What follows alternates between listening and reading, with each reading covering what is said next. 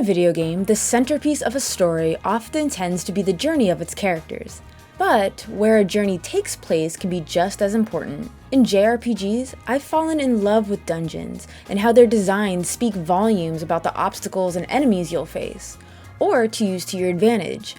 But towns also have a special place in my heart. Towns make the world around our protagonists feel alive, offering us a closer look at how the events that transpire affect the people who live in the game. There is nothing like being immersed in a fictional world that could be as engaging, if not more engaging, than the one we all live in. These are 5 JRPG towns that have impacted me as a gamer, and experiences that stayed with me ever since I pressed the start button. Fair warning, this video is going to be littered with spoilers. Check the description to avoid spoilers.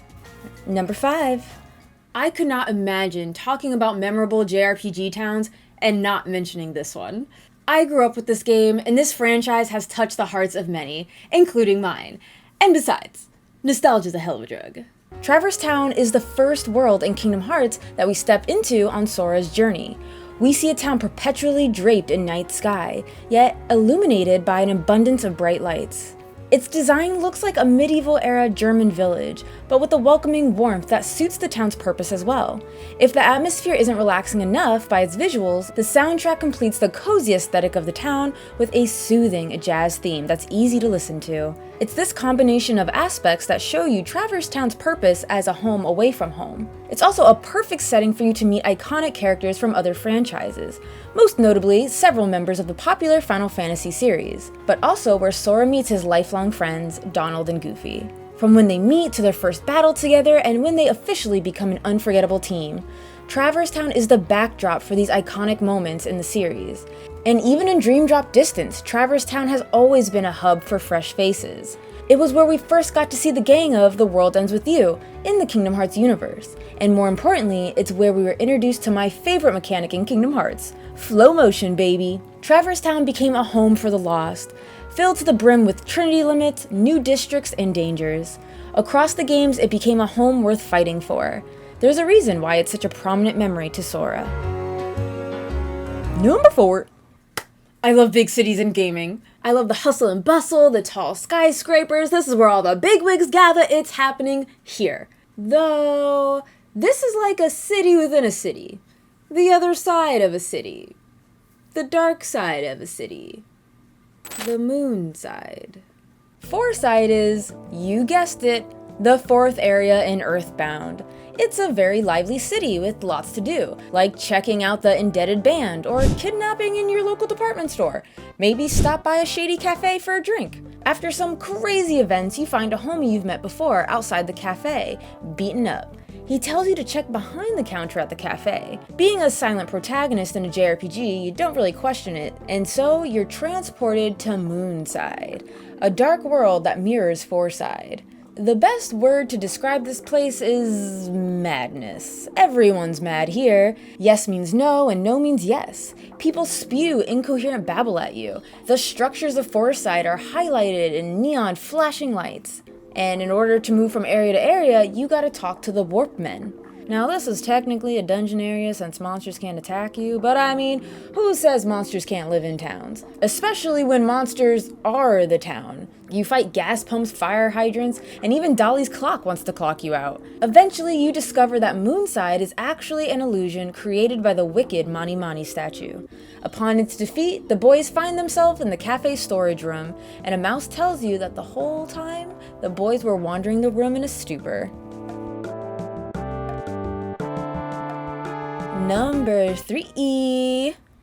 Being a JRPG veteran, it takes a lot to surprise me. I feel like I've seen it all. Even the most seasoned JRPG enthusiasts can get caught off guard from time to time. Especially from games that were still trying to get a foothold in the JRPG space. Breath of Fire 2 isn't a game that's near or dear to my heart whatsoever. For every step forward it takes from its predecessor, it takes 2 steps back. But it does have one of my favorite towns, and in fact, it's one of the very first towns you stumble upon.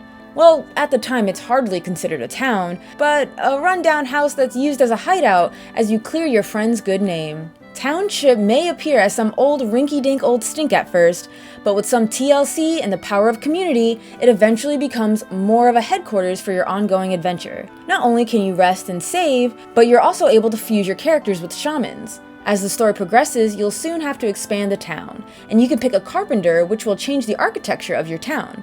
Side note, during a crisis, if you are able to rescue enough citizens, you're provided with a new healing spell, but also a choice of 3 different types of carpenters to help stylize your town, adding a nice touch of customization directly influenced by your success in-game. While adventuring, you meet people who are excited to hear about the new town, and when they hear it needs residents, they are all too eager to move.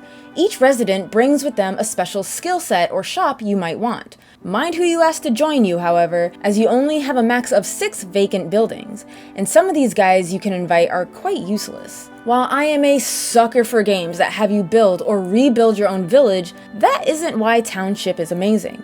We've seen sword ships, we've seen airships, dragon ships, spaceships, and ships, but have you ever seen a township? A whole ass town that is a ship? I think not. I'm not talking about a colony arc or a stationary city in the sky.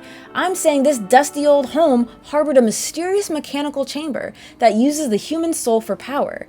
If you rescue your dad by defeating the eldritch machinery he's bound to in St. Eva's church, he'll offer himself as its energy supply and raise it from its root and sets you on the path to a different ending to the game. While it's not always ideal to travel in, as you'll have to find space to land the thing, it will forever be one of my favorite towns I've ever built. Number 2. I love this village so much. Easily my favorite story arc in a young man's grand adventure.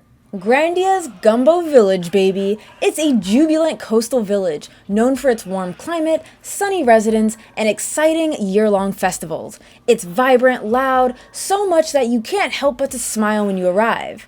But alas, when you do reach the village, it's anything but. It's cold, quiet. The village is the exact opposite of what your companion describes. Something's obviously amiss. When you approach the first villager to inquire about a boatman, she squeals and tells our boy Justin to stay back before running away. When Fina addresses a man, he first frets that an attractive woman is speaking to him, but quickly backpedals, calls her a man, and runs off. Anytime the opposite gender speaks to one of the villagers, they recoil in panic. Any talk of romance or love is shut down or kept hush-hush. You know when 2 anime characters have clear sexual tension? Now imagine that for an entire village. That's the vibe. A visit to the chieftain's house leads to a surprising change of atmosphere. Cheerful music plays and you're asked if Justin and Fina are a couple. Forced to answer yes, Justin and Fina are immediately recognized as the brave couple, and a festival is thrown in their honor. Just like that, the village changes its tune. Everyone is suddenly paired up with each other. The couples dance to the tune of an old folktale of why Gumbo had become cold. And with a special couple, Gumbo would become warm again. Everyone's getting down, openly talking to you, kissing up on each other, professing their love. It's a complete 180 from what you were originally met with. Something's definitely afoot, but Justin brushes it off. Come the next day, the festival finale is about to happen. As it turns out, a fire dragon settled atop a nearby volcano, draining its heat and thus cooling the surrounding areas. According to Gumbo's legends, in order to keep the volcano's fire from going out, the village needed to sacrifice a beautiful couple to the powerful dragon so that the weather would return to normal. But before they could react, Justin and Fina are catapulted to the dragon's lair to be offered. This entire village abstained from relationships as to not be mistaken for the brave couple of their legends, as they would be sacrificed instead. This whole town was an adventure. I like the buildup of the village's image as an exciting and thrilling destination, only to be met with something completely different. The sense of mystery is always gripping, and I love that Justin and Fina were constantly pushed together as an item. This whole arc was so silly, and seeing one of my favorite couples catapulted because of this giant misunderstanding was hilarious to see. Overall, Gumbo Village is another great example of how a setting can convey so much emotion in a JRPG. Number 1. Here we are. Yes, well, we all know I like darker elements in my storytelling. This city was so unforgettable because of its powerful juxtaposition. I was having an absolute ball, and then I wasn't. So you may have heard of this big game in the late 90s called Xenogears, and this game is packed with crazy shit. But nothing comes even close to the events of the happy, cheerful, and blissfully ignorant city of Solaris. In order to get in, the gang splits up and slips through Solaris' defenses, and you see a bunch of land dwellers breaking their backs, working non-stop, and someone thinks to get smart with the overlords and is promptly discarded. This isn't Solaris, is it? No. Well, part of its underbelly. Only until you hear the distinguished circus music, then you are in the great city in the sky.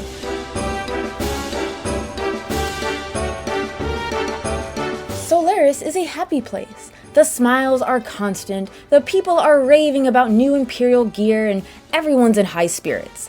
Save for when the festival is announced. Which isn't a festival at all. It's a public service announcement trying to quell the concern that for the first time in ages, Solaris' defenses have been breached. You learn the rest of your party has been captured, and now you're trying to find Titan to save them. This leads you to the Soylent System, a place where failed experiments are turned into canned food and fed to the people of Solaris to keep them docile. Now, I know that's a lot to digest, but that is a reason why I love the city of Solaris so much, is because the duality of society it illustrates. Just like our non-fictional civilizations, people are divided by superficial means. The prejudices it displays are based on genetics and nationality, or more accurately, if a person is descended from land dwellers. In Solaris, you meet first-class citizens who are brainwashed from birth into loyal participants of the Ministry's machinations. And you also see the lower caste of citizens, who live shackled under the throes of fear and constant oppression.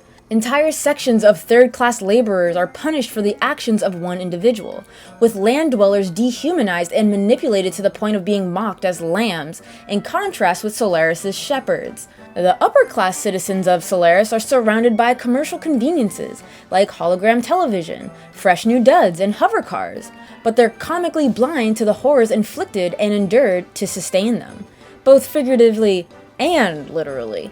I was so moved by Solaris, I even modeled my Animal Crossing New Horizon island after it. I wanted my island to be a place of fun, but when you look closely, especially in my house, you see where I keep the lambs, and in my basement, my magnum opus, the Soylent System.